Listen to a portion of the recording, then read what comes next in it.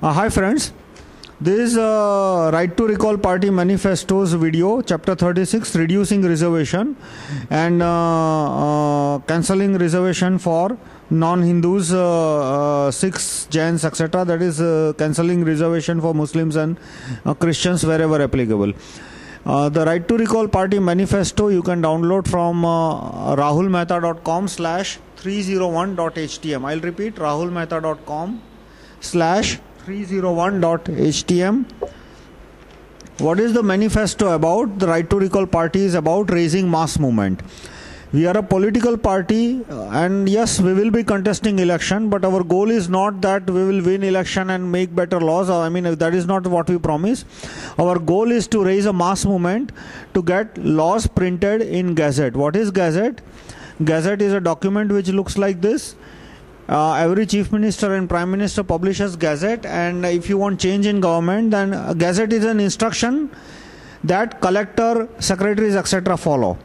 So if you want any change in government structure, Vyavastha Parivartan, system change, whatever you call it, then what is necessary is that you prepare the Gazette notification draft which will bring the changes that you want in the system. Now this video is about chapter 36, which deals with reducing reservation. I am proposing a law draft which, when printed in Gazette, in Prime Minister Gazette, it will reduce reservation with support of poor ST, SC, OBC. I'll repeat. Because of the draft, the reservation will reduce, and it will reduce with support of, full explicit support of poor ST, SC and OBCs. What is the draft? Several drafts. The most important is what I call as social choice versus economic choice. That is, each ST, SC or OBC will be allowed to have social choice or economic choice. What is economic choice? That any ST, SC or OBC can go to Patwari's office, fill a small postcard size form where he has to give his name and number of minor children he has, etc., etc. Basic detail, and he can say that do not count me in reservation. Instead of reservation, I want economic choice, that is 600 rupees per person per year, not per month.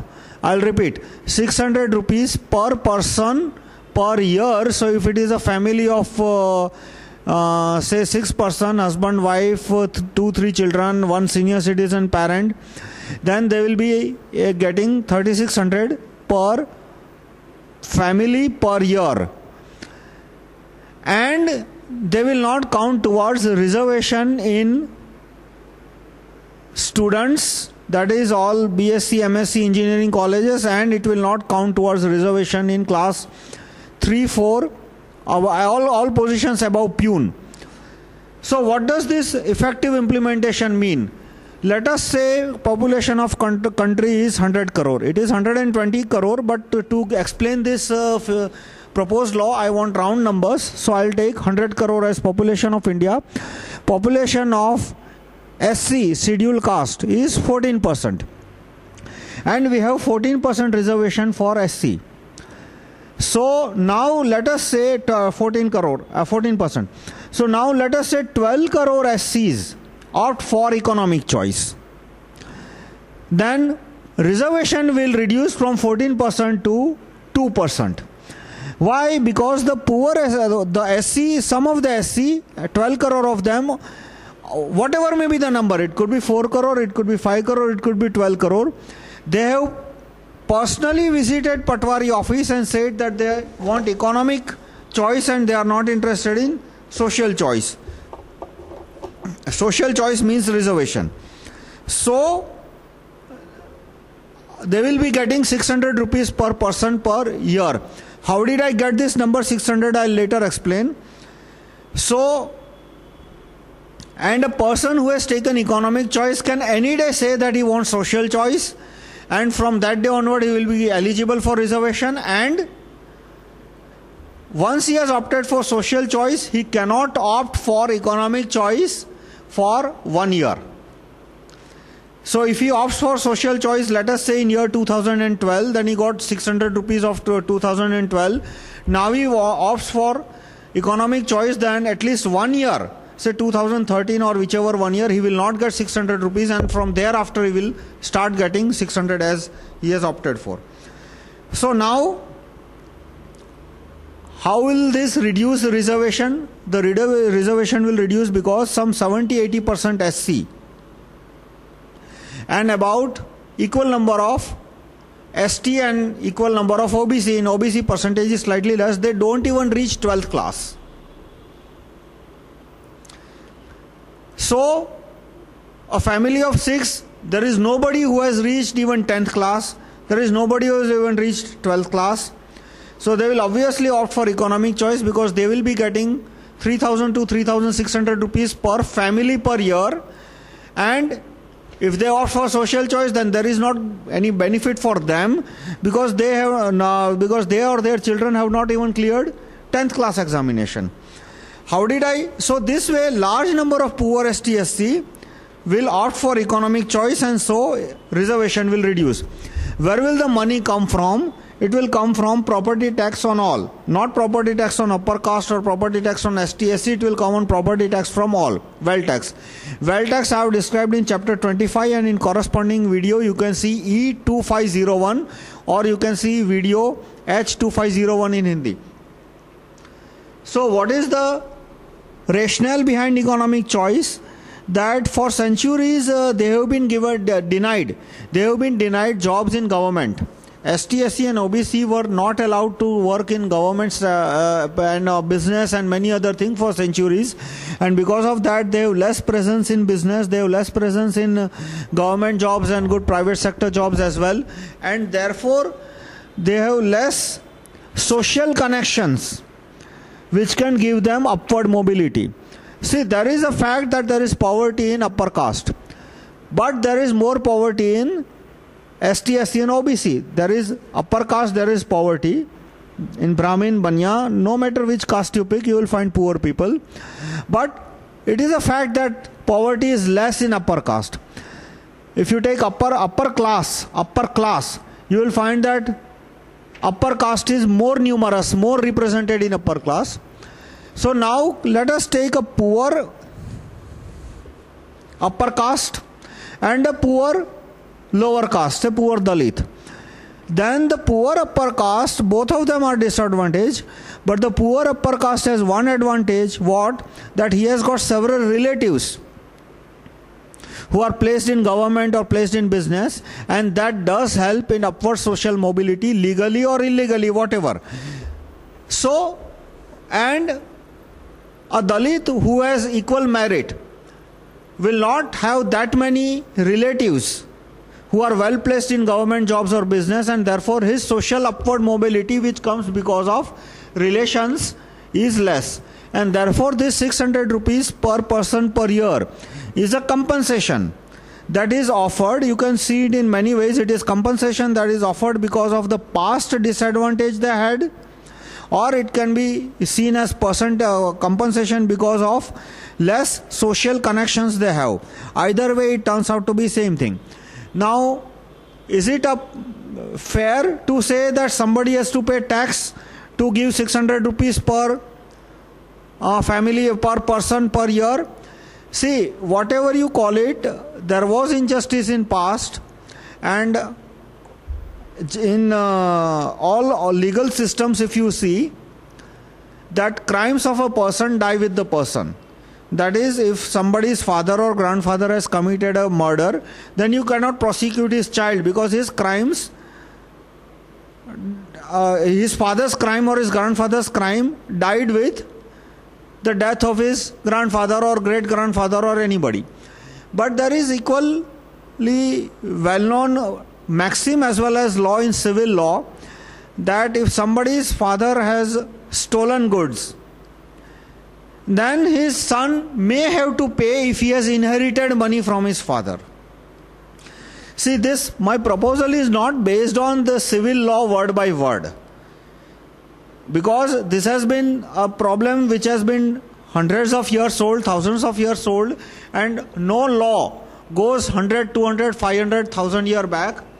So, but I am basically taking the gist of that law. What does the gist of the law say is that if X has stolen money and if X's son has inherited money from him, then his son cannot be punished like imprisonment for his crime, but the penalty or confiscation etc. are applicable. Now I am not taking that word law by law, I was just giving an analogy. So compensation part, there is some justice behind giving compensation. Now how is economic choice better than reservation? In reservation, let us say one person becomes IAS, IPS, whatever. So he gets crores of rupees, lakhs of rupees, upar ka, niche ka, white money, black money, whatever. He gets crores of rupees, and lakhs of STSC who could not even reach 10th class, they get nothing.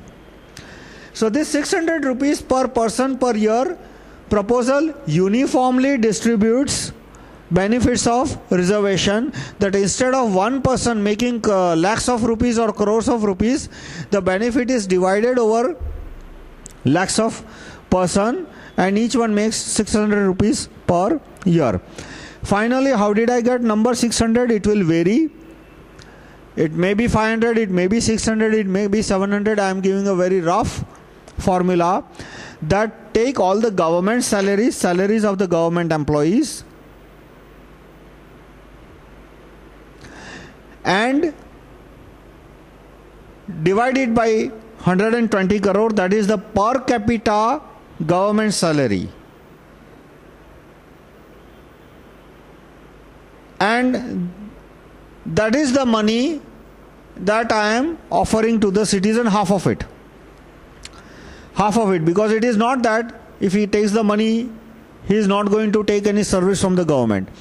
So, if there was no caste discrimination in the past, then we would be having 14% Dalit in administration, approximately 14% in engineering, 14% everywhere. But their percentage is low because of discrimination in the past.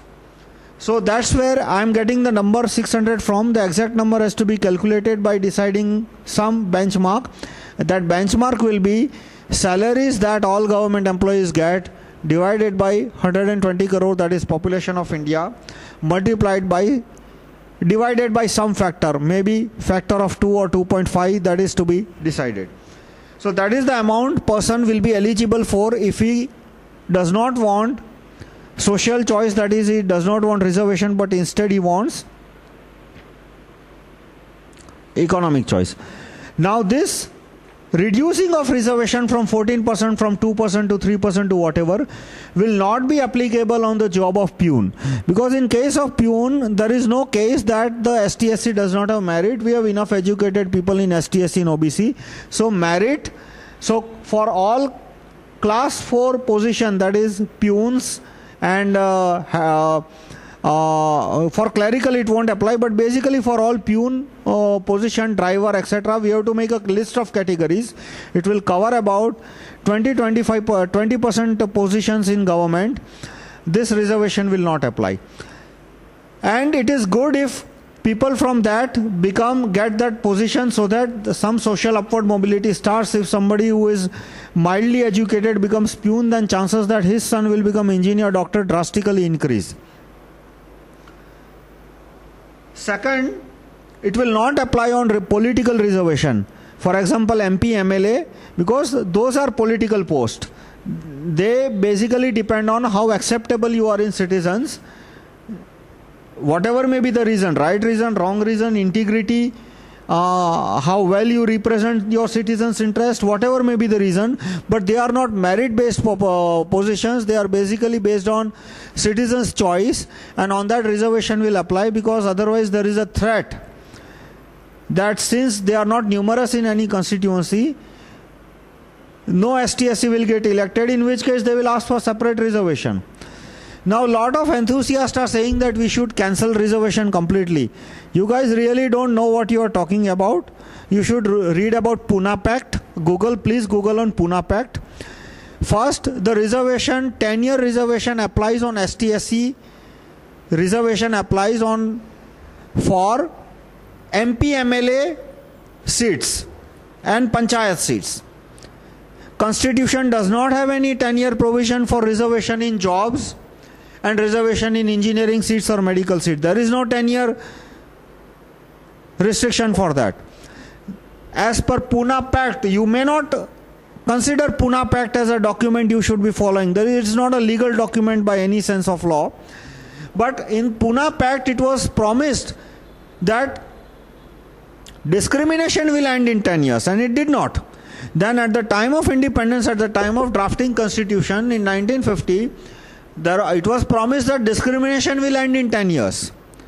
And we know that discrimination has not ended. I can give you names of temple. I don't want to have a whole new controversy, but you can Google Jagannath temple, and one Dalit MP was not allowed to enter that temple. Forget about ordinary Dalit.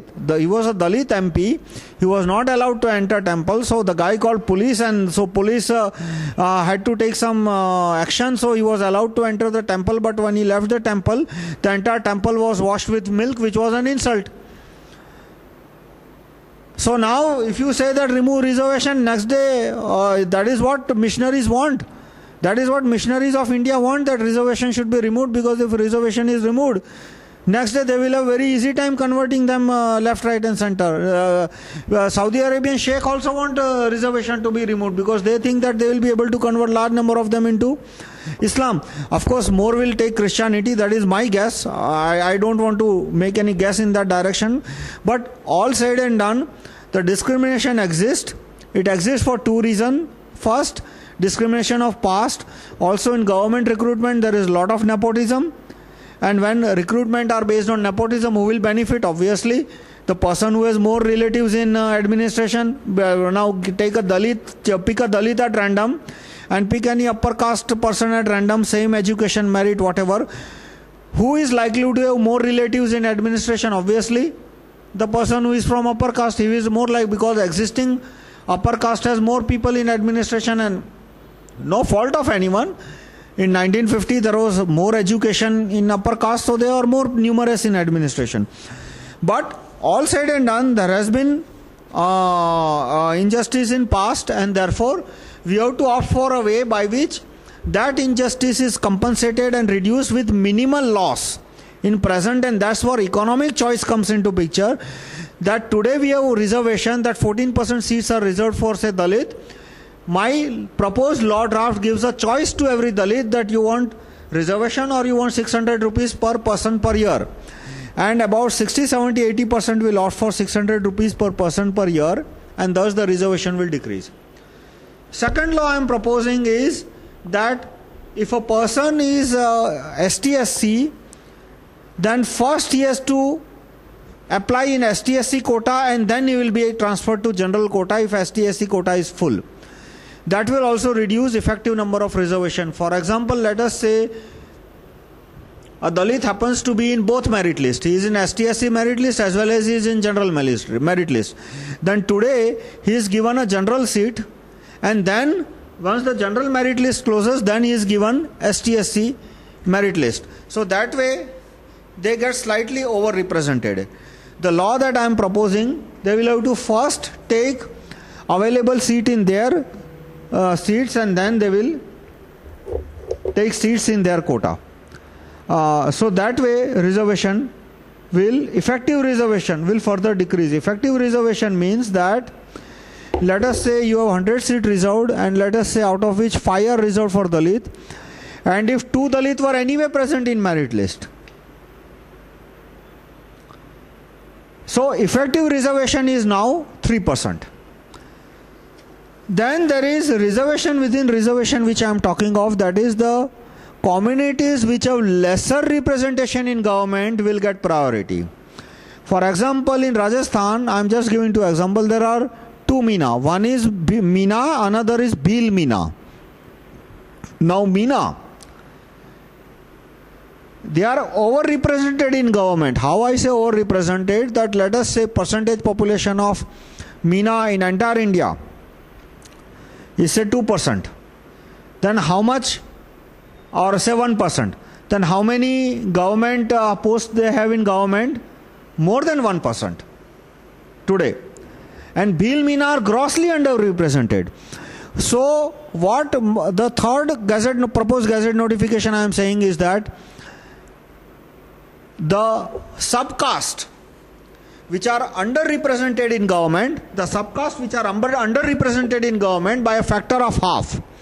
Factor of half means their population in India is, let us say, 1%, and their population in government is 0.5%, less than 0.5%.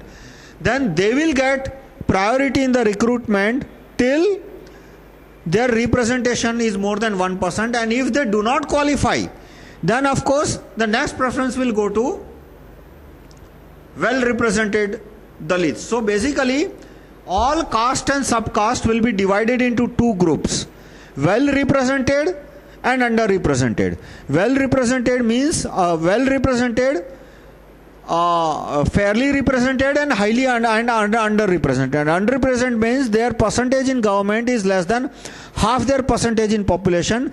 Well represented means that their strength in government is more than twice their percentage population, and the others in between, and they will be ranked accordingly, and the one with lesser rank will get higher priority. So that is third proposed gazette notification.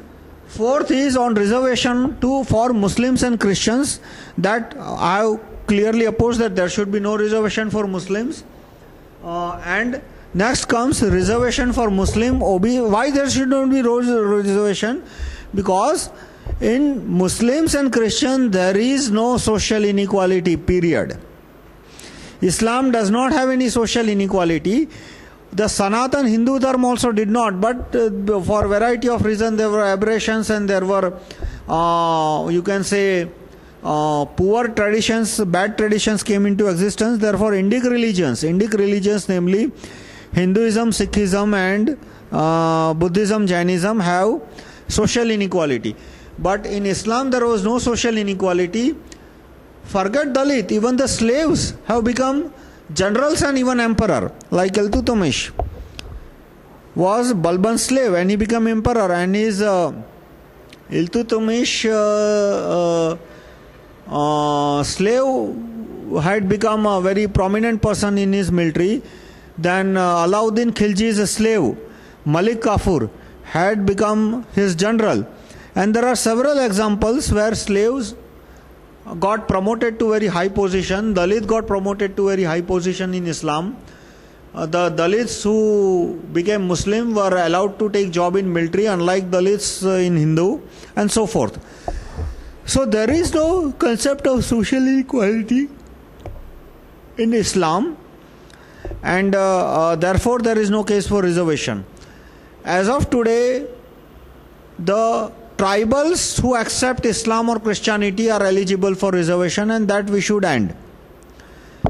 How we can end it is only a gazette notification is required, no change in constitution is needed, no parliament law is needed. Because constitution says that there will be reservation for ST, SC. But who is SC and who is ST, the list of caste and subcaste etc., that is decided by cabinet. And Britishers had of course made the law that ST and SC, if they convert to Islam or Christianity, they will be eligible for reservation. In 1947, lot of MPs across party, including Congress, opposed. So Sardar Vallabhbhai Patel opposed. These are the only 2 points where I call him Sardar. This one and another, unification of India. And gazette notification was drafted that only Hindus and Sikhs will be eligible for reservation. And if they convert to Islam or Christianity, they will not be eligible for reservation. But Sardar Vallabhbhai Patel passed away, and Nehru made modification in draft that he only kept SC and removed ST. So as per the latest draft which came in 1951, SC, if they convert to Christianity or Islam, they lose reservation benefit. But if a tribal converts into Christianity or Islam, he continues to get reservation benefit. Now some MPs like Nitish Kumar, Sharad Yadav, Ramvilas Paswan, and of course each and every Congress MP, they are getting huge amount of bribes from missionary and Saudi Arabia, and therefore they want to make a law that if SC converts into Islam or Christianity, he should get reservation. Not only we should oppose that law, BJP is the only party which is opposing that law, BJP and Shiv Sena. Otherwise, all parties are supporting that law. Congress has supported, CPM, CPI are all corrupt. I mean, they get tons of money from Saudi Arabia and all that. So they are supporting this law. Of course, Nitish Kumar, Lalu Yadav, Sharad Yadav, Mulayam Yadav, lesser said better. Mulayam Yadav is just a Saudi Arabia agent. Maulana Yadav. So, and half of the BJP MPs have also sold out. That is the tragedy. A lot of BJP MPs, they are indirectly supporting this law. And no BJP MP is willing to support a law that Christian and Muslim tribal, their reservation should be ended. All, including Advani. I request you to look at Advani's blog. In Advani's blog, Advani has supported reservation for tribals who convert to Christianity or Islam. Because that guy wants to become prime minister, and so he wants support from all these missionary and Saudi Arabia TV channels which are funded by missionary and Saudi Arabia, and therefore he started supporting reservation for tribals who convert to Christianity and Islam. And I tried to recall group have proposed a gazette notification which will end this reservation. Why? Because Christianities don't have any social inequality. Many Christian tribals as well as Dalits have managed to become priest, and very high ranking priest, up to the level of cardinal. So since there was no social discrimination, there is no case for reservation. Reservation is for social discrimination. It has nothing to do with poverty. There is no case for reservation for poor. If he is poor, he should get economic aid, required economic aid.